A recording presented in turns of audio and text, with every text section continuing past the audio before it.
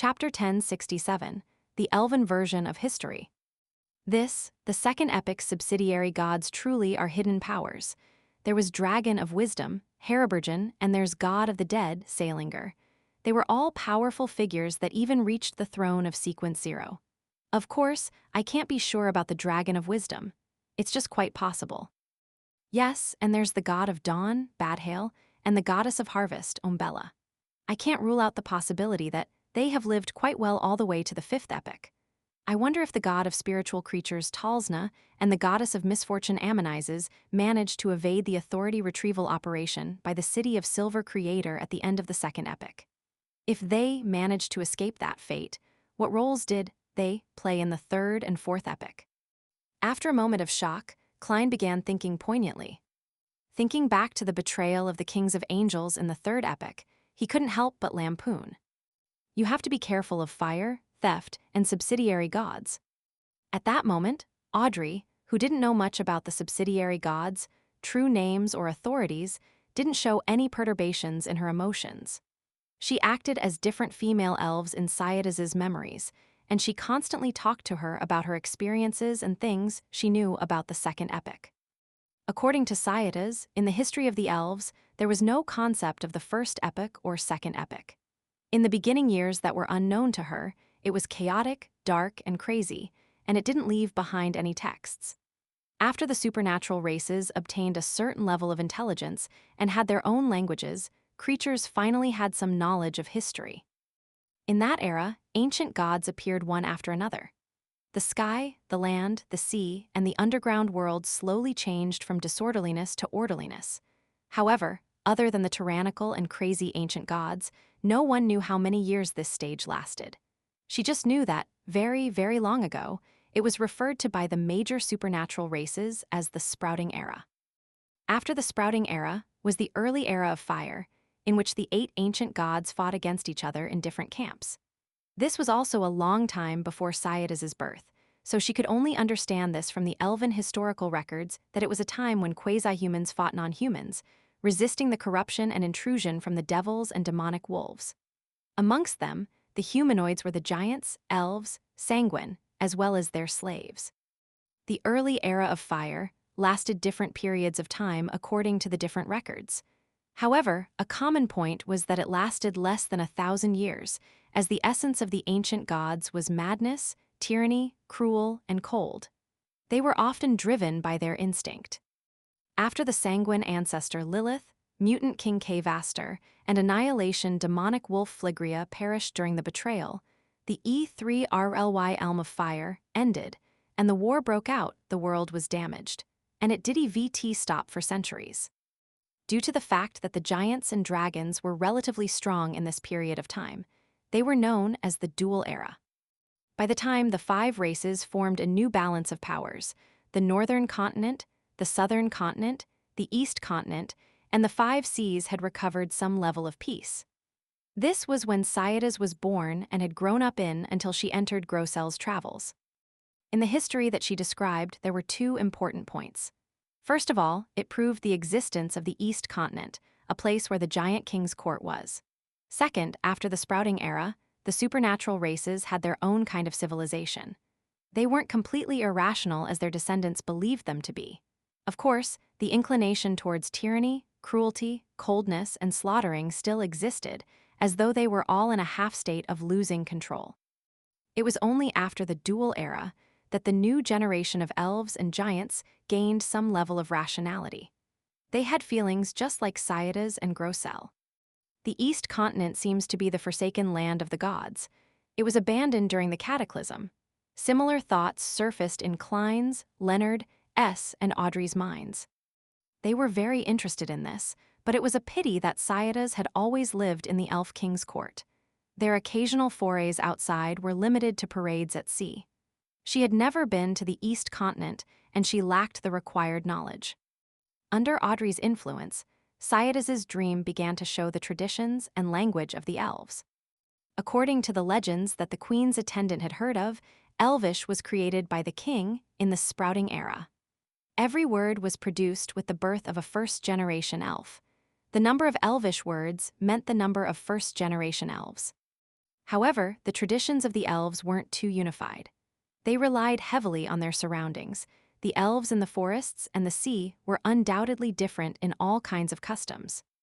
What they shared in common was that they believed in the king, who was an ancient god, and his queen. They liked to make food with the blood of their prey. Many of them had culinary methods such as roasting. Even sea elves often came up to the reefs for a bonfire party. They were close to nature and were good at using all kinds of spices. They idolized the strong, and they were proud of being quick to act before thinking. With myths and reality mixed together, it's hard to tell what's real and what's fake. Their traditions have destroyed my previous theories. Klein listened with a stoic expression as he quickly analyzed every word Sayada's said. After figuring out the relevant matters, Audrey circled around the keyword of the West Continent and made Sayada's dream change. It reflected some of her subconscious memories. The Coral Palace appeared before Klein and company again. Sayada's followed behind Queen of Calamity Kohainam and walked to a crystal window. She glanced at the queen's exquisite and complicated dress, and she stole a glance at the deity who controlled calamities. She asked curiously, "Your Highness, are you looking west?" To the elves, as long as they didn't feel the pressure of violence, they would ask questions on the spot. "Why do you think so?" Kohainam didn't turn back as she asked with an indifferent expression. "I just learned of a legend that our elves originated from the Western continent," Sayada's replied. "Your Highness, does the Western continent really exist? Is that really where the first-generation elves were born?" Kohainam's lips curled slightly as she said with a slightly ethereal voice, "The Western continent may exist, but it may not exist either. Every race needs to give themselves an illustrious origin, a home for the mind." "Sayada's, where's your home to you?" "My home?"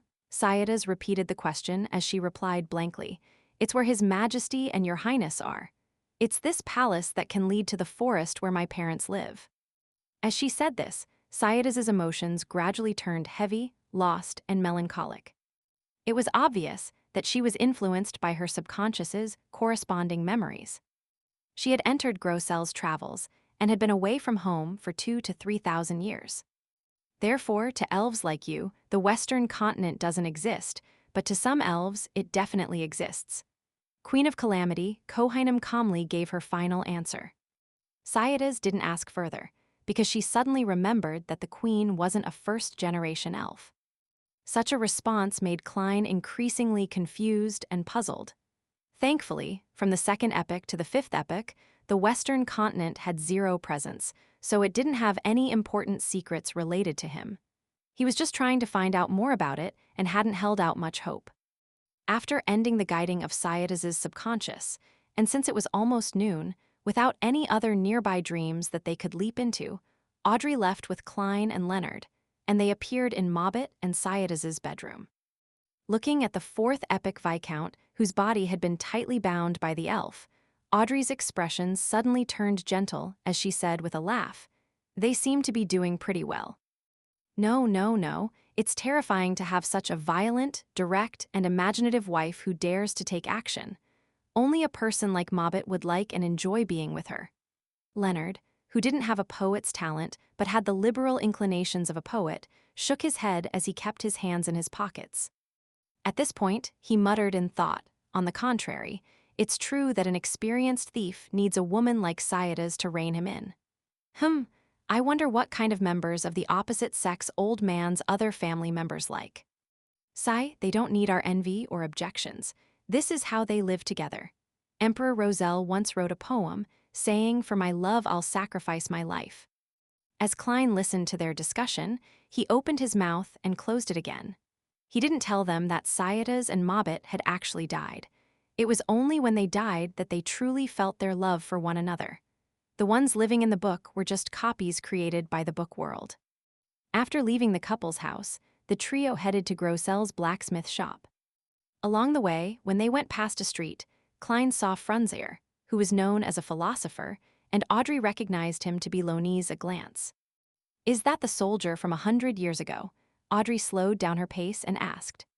Klein recalled Frunzier's longing for his hometown and the ashes he had placed in Backland Cemetery. He fell silent for 2 seconds before nodding gently. "Yes." Mr. World is feeling a little emotional. He's like a calm river on the surface, with a lot of undercurrents and eddies underneath. Audrey nodded indiscernibly and asked, "Can we enter his dream? I want to get the judge and disciplinary paladin's potion formula." "No problem," Klein replied as he glanced at Leonard.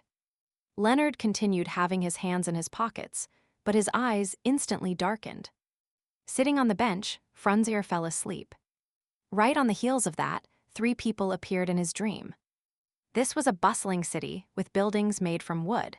The pedestrians who came and went were mostly Lonese. The black-haired, blue-eyed Frunzier stood outside a house as he looked in without daring to approach. Only when a woman wearing an old long dress came out from inside did he excitedly go forward and attempt to hug her. His hug went through the woman, without them making contact at all. Frunzier stood rooted to the ground as he blankly shouted, "Mother!" Audrey, who wanted to guide the dream, quietly watched this scene.